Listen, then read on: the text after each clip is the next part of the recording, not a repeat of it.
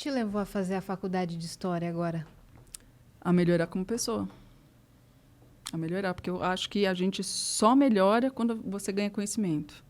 A gente nunca vai saber tudo na vida, mas o que a gente puder aprender, e é isso, abrir o coração, abrir a cabeça, abrir a mente, tá estudando com pessoas mais novas do que eu, que estão num outro momento de vida, entender o limite dessas pessoas, os meus, entendeu? Conhecer pessoas que vêm de diferentes lugares, porque a faculdade é isso, né?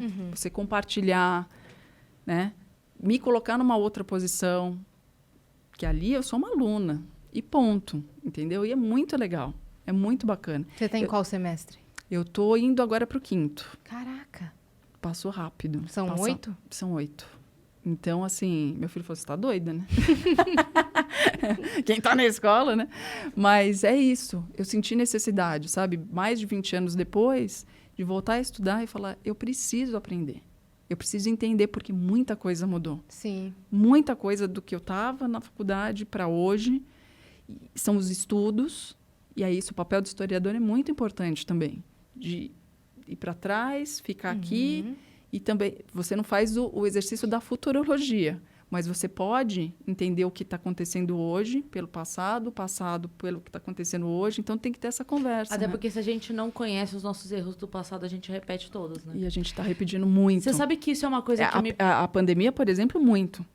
Isso é uma coisa que me preocupa quando tentam tirar determinados livros, por exemplo, porque os livros tratam de assuntos que não são... Sabe? Então, porque tal livro falava sobre escravidão. Sim. Então, se tira o livro.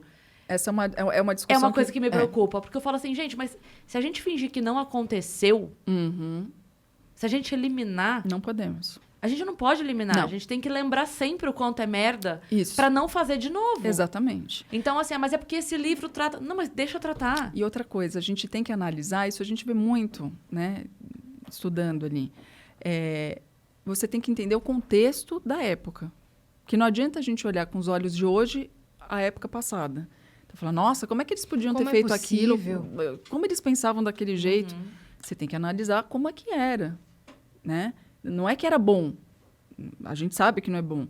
Mas, na época, aquilo era aceitável. Sim. Como hoje, a gente também aceita algumas coisas. Fala, não aceito. Aceita. A gente vive. Talvez lá no futuro as pessoas falem, nossa, como eles puderam aceitar votar em tal pessoa, viver desse jeito, não falar nada. Eu vi uma publicação no Twitter ontem que falava assim, se você pudesse pegar um filme atual e mostrar para uma pessoa de 1920... Você já parou para pensar em como ela ia assustar com o vocabulário, nosso vocabulário? Sim. Com a tecnologia. Pensa. E com os nossos hábitos e costumes. Total. Você já pensou que loucura? Sim. Pega a fotinho lá, pega o desenho do livro de história de 1920, imagina você passando um filme de hoje. Isso é coisa de 100 anos. São questões que se discute, por exemplo, estátua. 100 anos é uma vida. Sim. É uma vida só. Exatamente. Essa questão das estátuas, por exemplo, né? De ir lá, pichar, destruir patrimônio público e tal. Tem que fazer ou não tem que fazer? É uma discussão complexa de se fazer. Porque para algumas pessoas tem que destruir mesmo para que se esqueça daquilo. Para outras, não. Aquilo tem que ficar ali justamente para a gente lembrar que aquilo existiu. Que a gente fez merda. Para outras, tem que tirar dali e botar dentro de um museu com uma plaquinha explicando. Fizemos merda, não vamos fazer mais, mas isso aqui existiu. Sabe? Porque também é patrimônio. Então, eu fiz um trabalho essa semana sobre o Carandiru.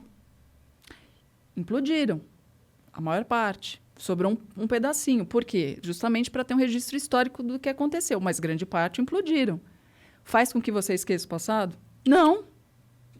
Existiu. Foi terrível o que aconteceu ali. Sim. Né? Então, não adianta você passar, jogar um parque em cima. Ok, muito legal ter um parque, mas... Não apagou. Não apagou. O grande problema disso não apagou pra gente. Mas daqui 200 anos, quem tá aqui hoje já não tá... Não tô eu, já não tá meus filhos, por isso que o historiador é importante. Porque ele que faz ter a documentação, o registro. Mas, a cultura é importante, porque nós temos livro, nós temos filme. Exato. Mas né? é esse que eu acho que é o grande problema. É assim, se a gente começa a destruir o que a gente tem de registro histórico no sentido de esquecer Não, o que aconteceu, exatamente. daqui 100 anos, como É. a gente tá falando de Isso. 1920, sabe? É. Daqui 100 anos, a gente reconta a história. Sim.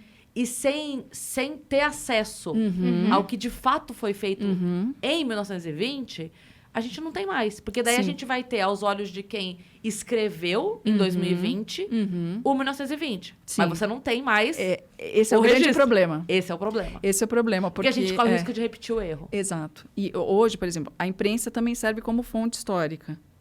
Mas aí você tem que fazer análise também. Quem escreveu, Exato. em que Exato. circunstância, Então, assim, nada vai esse ser tão veículo fiel. era de direita ou de esquerda, quem era o dono, por que escreveram essa matéria desse jeito? Porque isso também é uma fonte histórica de entender o que era aquele veículo. E o que me preocupa é sempre assim, cada um quer que o seu lado reescreva. Exatamente. Só que um lado não pensa que pode ser o outro a reescrever. Isso. Então não é melhor que a gente não tenha nenhum dos dois lados escrevendo e que a gente possa só tratar a realidade como ela foi? Ruim como foi, boa como foi, pra gente não correr o risco de repetir, pra não chegar daqui a um tempo alguém falar assim: "Cara, mas será que foi tão ruim assim mesmo? Porque a Mas gente não tem vai. registro nenhum". A maior prova é que as pessoas estão andando com suástica agora no braço. Então Entendeu? assim, e aí As chega no pessoas ponto acham que tem que ter campo de concentração de novo. se a gente não tiver o registro do que foi a escravidão, mas isso aqui me lembra de coisa. Sim, mas assim, a gente precisa lembrar. E do tem um peso outro que fator. teve. Precisa lembrar do peso que teve. Mas qual é o grande problema hoje? Quando você vai... E eu acabei de fazer um trabalho sobre isso Sim. também. Qual é o grande problema? Você só tem uma versão da história.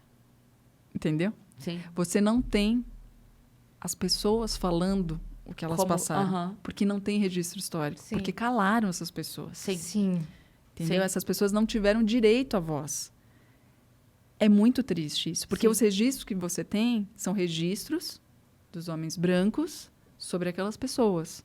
Então, você tem registro policial, você tem certidão de nascimento, de casamento, de batismo, você tem matérias de jornal contando o que aconteceu, você tem pinturas, até fotos, né? Porque aqui se perpetuou durante muito tempo, foi Sim. o país que mais carregou a escravidão, né? Então, até isso você tem. Mas você não tem essas pessoas falando. Você não tem o outro lado da história. Sim. Então, é muito difícil. Então, a gente tem que fazer todo um trabalho de Buscar buscar isto e colocar. Eu fiz uma pesquisa sobre crianças escravas. Elas não tiveram voz. Elas não existiram para a nossa história. Então, é muito difícil você... E os índios? Os indígenas? É muito difícil. A nossa sorte é que eles têm a história oral. Eles passam. Sabe? De geração por geração. Sim. Só que é difícil, porque são desacreditados. Entende? Então, olha, a história era assim, assim. Aí fala, tem prova? Tem documento? Não tem? Aquele filme Histórias Então, a história Cruzadas, oral ela é muito importante por isso, porque para vários povos, para várias civilizações, foi assim que você chegou a entender o que aconteceu. Né? Então, é por isso que é necessário, algumas coisas são necessárias serem discutidas. Porque Sim. essas pessoas foram caladas, essas pessoas foram impedidas de serem quem elas eram. aquele filme Histórias Cruzadas conta isso, né? É sobre uma jornalista que decide contar as histórias das empregadas domésticas que sofriam abusos por parte do trabalho, dos patrões e tal. Se bem que muitas das atrizes depois se arrependeram de fazer um filme porque o filme só mostra o ponto de vista da jornalista mulher branca sobre isso, e aí elas não se sentiram confortáveis depois de ter feito, mas conta sobre isso, porque se ninguém escrevesse essa história, É isso. não ia ter registro da boca delas do que acontecia, entendeu? E eu fico me Nos perguntando... Estados Unidos, sei lá em que O que década. eu vou estudar, o que eu vou pesquisar, porque tem muita coisa. Às vezes a gente pensa, é nos clássicos, né?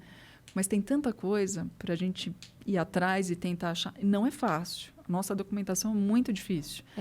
Mas existe. E às vezes você tem que fazer a leitura dentro da leitura para entender o que está ali e onde quiseram chegar. Muito sabe? legal, cara, que você está estudando isso. Eu estou muito feliz de estudar, está sendo muito bom, estou aprendendo muito e estou percebendo essas fragilidades que a gente tem e entendendo questões delicadas que às vezes as pessoas minimizam e acham que é mimimi, e que, na verdade, é muito pelo contrário, são necessárias e fundamentais. E é por isso que a gente não consegue se organizar em sociedade e não consegue evoluir. Porque um fica puxando o pé do outro para baixo, entendeu?